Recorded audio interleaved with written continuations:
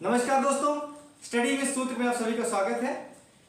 One दरोगा मुख्य परीक्षा की विज्ञप्ति आ चुकी है और इसके बारे में लोगों की तमाम शंकाएं हैं कि इस परीक्षा को कैसे सफल करना है, इस परीक्षा में कैसे अंतिम रूप से चयनित होना है। तो उसके लिए इसमें एलिजिबिलिटी क्या है, क्या अर्हताएं हैं, इसकी कट ऑफ क्या जाएगी, इसका सिलेबस यानी कि पाठ्यक्रम क्या है और किस प्रकार से क्या स्ट्रेटेजी से पढ़ा जाए कि अंतिम रूप से हमारा चयन हो जाए, उसके बारे में हम लोग आज बात करेंगे। तो ये जो वन दरोगा की परीक्षा है, सबसे पहले आप जान लीजिए कि स्नातक लेवल की परीक्षा है, मतलब आपको ग्रेजुएट होना पड़ेगा। ग्रेजुएट किस में होना पड़ेगा? ग्रेजुएट आपको साइंस में होना पड़ेगा, यानी कि आपको विज्ञान संकाय में स्नातक उपाधि हासिल करनी पड़ेगी। जिन्होंने स्नातक, जो विज्ञान में स्नातक हैं, अब विज्ञान में वो मैथ से हो तब भी कोई दिक्कत नहीं है, जीव विज्ञान से हो तब भी कोई दिक्कत नहीं है, क्योंकि वन की परीक्षा है और वन में पर्यावरण संबंधित भी चीजें होती हैं और जीव विज्ञान में हमको सब चीजें पढ़ाई जाती हैं। तो जो मैथ से बीएससी है वो भी कर सकते हैं, जो साइंस से बीएससी, और साथ साथ जो अन्य जो विज्ञान से संबंधित स्नातक डिग्रियां हैं उसके भी अभ्यर्थी एलिजिबल हैं। ठीक है, कौन एलिजिबल नहीं है? तो इसमें जो प्रोफेशनल कोर्सेज हैं जैसे बीबीए वाले, ये इस परीक्षा में सम्मिलित नहीं होंगे। बीसीए वाले सम्मिलित नहीं होंगे, बीए वाले नहीं हो सकते हैं और बीकॉम वाले भी सम्मिलित नहीं हो सकते हैं। केवल कौन सम्मिलित होंगे? जो विज्ञान से स्नातक हैं। अब विज्ञान में बहुत सारी डिग्रियां मिलती हैं तो उसकी बात करते हैं। ठीक है, अगला नंबर आता है कि उम्र कितनी मांगी जाएगी इसमें, क्योंकि ये स्नातक लेवल की परीक्षा है और अच्छा वन दरोगा का पद बहुत अच्छा पद है, सम्माननीय पद है। तो इसमें 21 से 40 वर्ष इसकी जो उम्र की सीमा है 21 से 40 वर्ष है। ठीक है, उसके बाद और क्या अर्हताएं हैं? उसके बाद आपने जो पीईटी हुआ था 2021 का, उसकी परीक्षा में आप सम्मिलित हुए हो और साथ ही साथ आपके जो अंक हैं वो 0 से ज्यादा हो। अगर आपके अंक ऋणात्मक हैं यानी कि नेगेटिव में है, यदि आपने 0 अंक पाया है तो आप इसमें सम्मिलित नहीं हो सकते हैं। ठीक है, तो जिनके भी अंक 0 से ज्यादा हो, 1 नंबर 2 नंबर 100 नंबर का पेपर था, जिनके 99 है, तो वो सभी लोग सम्मिलित हो सकते हैं इसमें।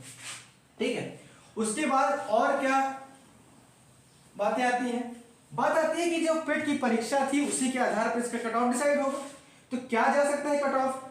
कट ऑफ देखिए, क्योंकि अभी लेखपाल की परीक्षा हुई कुछ दिनों पहले और एक सप्लाई इंस्पेक्टर की परीक्षा हुई, तो उसके आधार पर बहुत सारे लोग कट ऑफ लगा रहे हैं। हम भी एक अनुमानित कट ऑफ भी बता रहे हैं अपनी, ये कोई ऑफिशियल चीज नहीं है, केवल एक अनुमान है हमारा।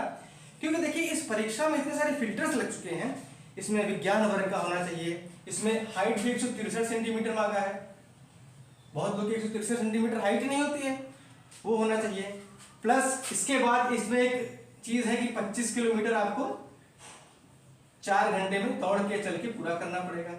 25 किलोमीटर 4 घंटे में, तो बहुत सारे लोग हो सकते हैं इस वजह से भी अप्लाई ना करें। तो जो इसकी कट ऑफ जा सकती है, जो हमारे चैनल का मानना है, ये एक अनुमान है महज, हमारे जो चैनल का मानना है वो जनरल की 72 से 75 के बीच में जा सकती है, क्योंकि 701 पद है इसमें टोटल, और उसके साथ साथ बहुत सारे लोगों को इनएलिजिबल कर दिया गया है। जो लोग आर्ट्स से हैं, जो लोग कॉमर्स से हैं, जिन लोगों ने अन्य प्रोफेशनल डिग्री प्राप्त की है, उनको इनएलिजिबल कर दिया गया है। तो इसमें 701 पद में ये नंबर की बात की जा रही है, परसेंटाइल की बात नहीं की जा रही है। तो जिनके भी जनरल में पेट 2021 में 72 से 75 नंबर हैं, वो इसमें एलिजिबल हो सकते हैं। बात करते हैं ओबीसी, ईडब्ल्यूएस और वुमेन की, महिलाओं की। तो इसमें आप 2 नंबर कम ले लीजिए, 3 नंबर मैक्सिमम, इनकी 70 से 72 जा सकती है कट ऑफ। क्योंकि देखिए अब बहुत ज्यादा फर्क नहीं आने वाला है ओबीसी और जनरल में, और महिलाएं भी बहुत सारी फॉर्म डालेंगी, क्योंकि महिलाएं बहुत सारी जीव विज्ञान से बीएससी करती हैं, तो वो भी फॉर्म डालेंगे, इसलिए उनकी भी कट ऑफ लगभग इतनी ही जाएगी। अगर एससी की बात करें तो एससी की कट ऑफ 68 से 70 के बीच में रहने का अनुमान है, ये एससी की बात है। एसटी की अगर बात करें तो एसटी की जो कट ऑफ है वो 65 से 68 नंबर के बीच में रहेगी। ये सभी अंक हैं, कहां के अंक हैं? पेट 2021 जो भी आपकी विगत वर्ष परीक्षा हुई थी उसके अंकों के आधार पर, इस आधार पर आपको एलिजिबल किया जाएगा। जिन लोगों ने अपना कट ऑफ देख सकते हैं, जनरल की 72 से 75, ओबीसी ईडब्ल्यूएस वुमेन की 70 से 72, एससी की 68 से 70 और एसटी की 65 से 68। बात करेंगे इसके पाठ्यक्रम की, इसका सिलेबस क्या है। अगर हम इसके सिलेबस यानी कि इसके पाठ्यक्रम की बात करें तो जिन लोगों ने भी यूपी ट्रिपल एससी की परीक्षाएं जो लोग दे रहे हैं इससे पहले भी, क्योंकि वो आपको पता है कि इंटर के बाद से परीक्षाएं करवाना चालू कर देता है, तो जिन लोगों ने अभी तक परीक्षा दी है यूपी ट्रिपल एससी जितनी भी परीक्षाएं कराती हैं, चाहे वो वीडियो हो, लेखपाल हो या अन्य भी मंडी परिषद की परीक्षाएं हो, उसमें सामान्य एक सिलेबस रहता है। उसमें हिंदी रहता है, उसमें जीएस रहता है और उसमें रीजनिंग रहता है। ठीक है, अब इससे पहले जैसी भी परीक्षाएं होती थी कोई उसमें दिक्कत नहीं, लेकिन पेट 2021 के बाद से जितनी भी परीक्षाएं हो रही है उसमें सामान्यतः यही ट्रेंड चला रहा है कि परीक्षा जो होती है वो 100 नंबर की होती है।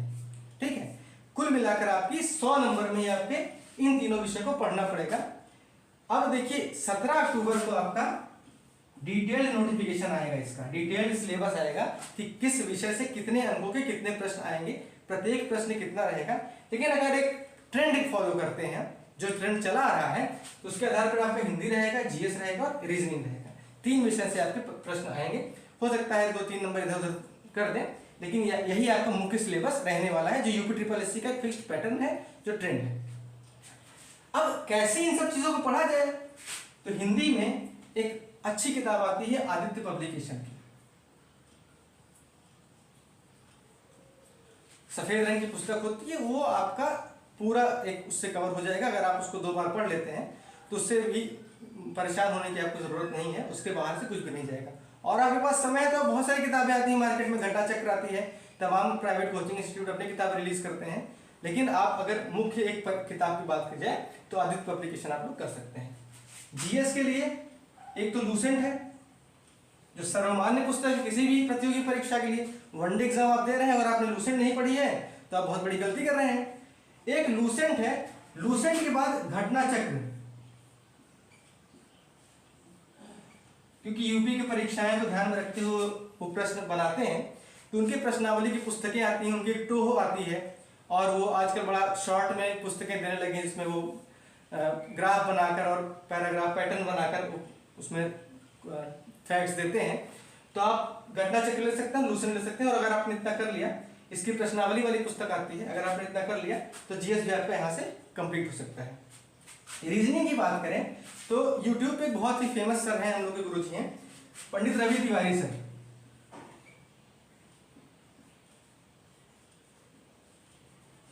मार्केट में उनकी किताब आती है रीजनिंग के लिए, और वो इस समय रीजनिंग की बेस्ट किताब है। अगर आपने उतना कर लिया तो आपका सिलेबस कंप्लीट हो जाएगा। यकीन मानिए अगर आपने इतना चीजें कर ली तो आपको कुछ भी जरूरत नहीं है, ना कोचिंग की, ना किसी अन्य जगह पर भागने की। लेकिन यह है कि कम से कम इसको 2 बार करिए ईमानदारी से, अपनी ईमानदारी से करिए। और उसके बाद अगर आपके पास उसके बावजूद समय बच रहा है तो फिर मार्केट में बहुत सारी किताबें, आप प्रैक्टिस के लिए बहुत सारे अनसॉल्व पेपर ले सकते हैं। बहुत सारे प्रकाशन पे किताब अनसॉल्व जारी करते हैं, रिलीज करते हैं, आप उसको कर सकते हैं। तो ये था हमारी तरफ से एक छोटा सा वीडियो इस वन दरोगा परीक्षा के लिए, और किस तरह से आप इसमें पढ़ेंगे, किस तरह से आप सफल होंगे और अंतिम रूप से चयनित होंगे। अगर आपको वीडियो अच्छा लगा हो तो चैनल को लाइक करें, सब्सक्राइब करें और शेयर करें। इसी प्रकार से हम प्रतियोगी परीक्षाओं के लिए आवश्यक विषय वस्तु लाते रहेंगे। इस परीक्षा के लिए भी हमारे सर, हमारे जो साथी हैं विनोद शुक्ला सर, तो नए नए वीडियो मिलते रहेंगे। जो इम्पोर्टेंट सूत्र हैं, जो इम्पोर्टेंट टॉपिक हैं, उनको किस तरह से आसानी से आप याद कर सकते हैं, वो सब मिलते रहेंगे। तो चैनल के साथ जुड़े रहिए। धन्यवाद। जय हिंद।